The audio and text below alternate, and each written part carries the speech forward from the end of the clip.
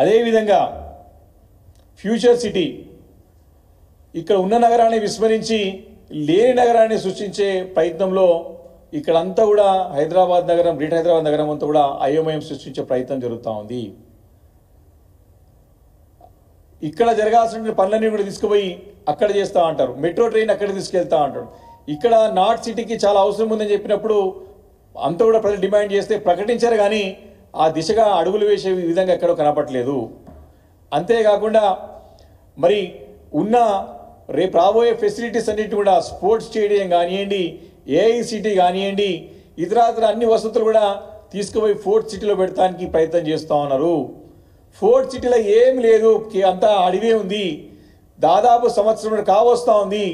Fourth city పేరు మీద భూదందాలు చేస్తున్నారు తప్ప, ఇన్సైడ్ ట్రేడింగ్ జరుగుతుంది తప్ప నిజంగా నిర్దిష్టమైన ప్రణాళిక లేకుండా ఇక ఉన్న నగరాన్ని విస్మరించి లేని ఫోర్త్ సిటీని మరి చేయడానికి ప్రకటించి అక్కడ అన్ని తీసుకొస్తున్నాం. అక్కడనే నేను ఫార్మా సిటీ తీసుకొస్తాను, అక్కడనే ఐఏ సిటీ తీసుకొస్తాను, అక్కడనే స్పోర్ట్స్ సిటీ తీసుకొస్తాను, అక్కడనే స్కిల్ ఇండియా యూనివర్సిటీ తీసుకొస్తాను. ఈ రకంగా ప్రచార ఆర్భాటాలకు పోయి ప్రచారం చేసుకుంటూ అక్కడ అంతా ఒకటి ఇన్సైడ్ ట్రేడింగ్ అంటే లావాదేవీలు, భూదందాలు జరుగుతాయి తప్ప ఈ హైదరాబాద్ నగరానికి మరి ఒరిగింది ఏమి లేదు, తీసుకొచ్చేది ఏమి లేదు. ప్రకటించింది చేయడానికి చాలా వ్యత్యాసం ఉందని చెప్పి సందర్భంగా మనవి చేస్తా ఉన్నాను. కాబట్టి ఈ రకంగా వారు చెప్పేదంతా కూడా మరి అవాస్తవాలతో కూడినటువంటి మాటలు చెప్తూ వస్తున్నారు. నిన్న బడ్జెట్ ప్రసంగంలో కూడా స్పష్టంగా తేటతెల్లమైపోయినది. మరి ఒక మాటలో చెప్పాలంటే మరి వారు హౌసింగ్ గురించి కూడా తమ యొక్క ప్రకటనలో చాలా తప్పుడు మాటలు, మరి అబద్ధాలతో కూడినటువంటి మాటలు చెప్పినారు. 29వ పారాగ్రాఫ్లో ఉప ముఖ్యమంత్రి బట్టి విక్రమార్క గారు మాట్లాడుతూ ఏమంటారంటే, గత ప్రభుత్వం 10 ఏళ్ల పాటు నిరుపేదలకు డబుల్ బెడ్రూమ్ ఇళ్లను ఇస్తామని ఆశలు రేకెత్తించి చివరకు నిరాశ నిస్పృహలనే మిగిల్చారని చెప్పి అబద్ధం చెప్పి తప్పదోవ పెట్టించే ప్రయత్నం చేశారు. గ్రేటర్ హైదరాబాదులో కేవలం గ్రేటర్ హైదరాబాదులోనే 1,00,000 ఇండ్లు కేసీఆర్ గారు ప్రకటించి దాదాపు 90,000 ఇండ్లు పూర్తి చేసి 70,000 ఇండ్లని ఇప్పటికే అందరికి హ్యాండ్ ఓవర్ చేసి ఇంట్లో నివాసం ఇంటున్న సంగతిని గుర్తు చేస్తా ఉన్నాను.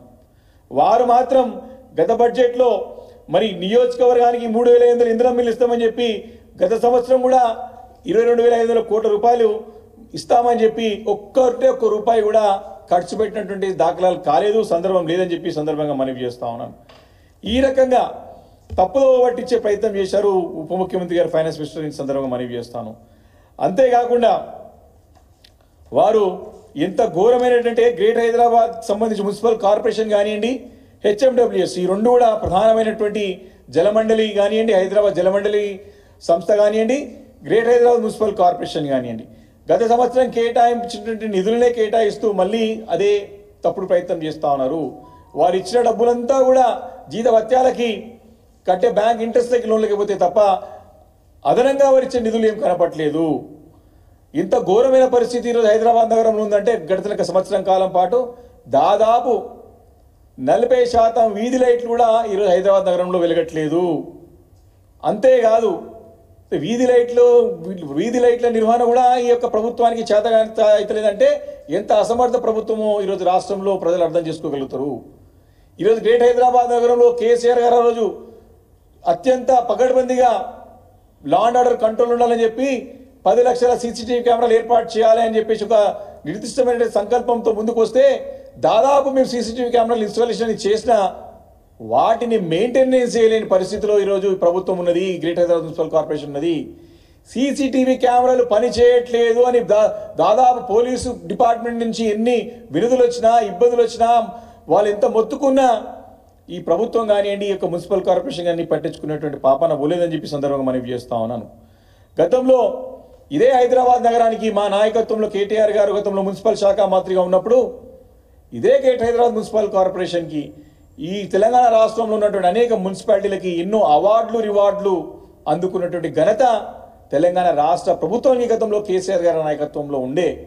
కానీ గడిచిన 15 నెలల నుంచి కూడా 16 నెలల నుంచి కూడా ఈ మున్సిపల్ గ్రేటర్ హైదరాబాద్తో పాటు అన్ని నగరాలన్నీ కూడా చెత్త కుప్పల్లాగా వీధిని పారిశుద్ధ నిర్వహణ లోపించి వీధి లైట్లు లేకుండా సీసీటీవీ కెమెరాల నిర్వహణ లేకుండా ఘోరమైన పరిస్థితి, తద్వారా క్రైమ్ రేట్ కూడా పెరిగిన సంగతిని గుర్తు చేస్తూ ఉన్నాను. కాబట్టి ఇంత ఘోరమైన పరిస్థితి ఈరోజు తెలంగాణ రాష్ట్రంలో ఈ ప్రభుత్వం ఒక చర్యల వల్ల సాగుతుందని చెప్పి సందర్భంగా నేను మనవి చేస్తూ ఉన్నాను. అంతేకాదు, ఈ యొక్క గ్రేటర్ హైదరాబాద్ నగరంలో కాంగ్రెస్ పార్టీకి ఒక్కటంటే ఒక్క సీట్ రాలేదు. అది రేవంత్ రెడ్డి గారు కాంగ్రెస్ పార్టీ హైదరాబాద్ నగర ప్రజలపైన కక్ష కట్టి అక్కసుతో కోపంతో ఈరోజు ప్రజలందరూ కూడా ఇబ్బంది పెట్టే ప్రయత్నం చేస్తూ ఉంది. హైదరాబాద్ పైన పగబట్టింది ప్రభుత్వం అని చెప్పి సందర్భంగా నేను మనవి చేస్తూ ఉన్నాను. తూతు మంత్రంగా ఎంత ఘోరమైన పరిస్థితి అంటే, మరి వారి యొక్క బడ్జెట్ స్టేట్మెంట్లోనే మేము హెచ్సిటీ కింద దాదాపు 31 ఫ్లైఓవర్లు, 17 అండర్ పాస్లు, 10 రోడ్డు విస్తరణ పనులు 7,032 కోట్ల రూపాయలతో అంచనా వ్యయంతో ప్రారంభించామని చెప్పుకోవడం సిగ్గుచేటు. వారు దాదాపు దీన్ని శంకుస్థాపన చేసి 6 నెలలు కావస్తా ఉంది. ఒక్క పని ప్రారంభం తట్టడి మట్టి తీయలేదు. వారి బడ్జెట్ ప్రసంగంలో ప్రారంభించామని చెప్తున్నారు. ఇంకా అంటే వారి యొక్క పరిస్థితి ఏ రకంగా ఉన్నది, హైదరాబాద్ నగరం పైన ఏ రకమైనటువంటి వారికి ప్రత్యేకమైన దృష్టి ఉందో అర్థమవుతా ఉన్నది. అంతెందుకు, ఒక్క మాటలో చెప్పాలంటే గ్రేటర్ హైదరాబాద్ నగరం దాదాపు 1 కోటి జనాభా ఉన్నటువంటి తెలంగాణ రాష్ట్రానికి గుండెకాయ లాంటి నగరం, తెలంగాణ రాష్ట్రానికి ఆర్థిక వనరులను సమకూర్చే నగరం. ఈ నగరం నుంచి ఒక సభ్యుడికి, శాసన మండలి సభ్యుడికో శాసన సభ్యుడికో మంత్రిని ఇవ్వలేని పరిస్థితిలో ఈ కాంగ్రెస్ ప్రభుత్వం ఉందంటే ఈ నగరం పట్ల ఎంత శ్రద్ధ ఉన్నదో, ఎంత వారికి ఏ రకమైనటువంటి ఆలోచన నగరం పైన ఉందో మనం అర్థం చేసుకోవచ్చు.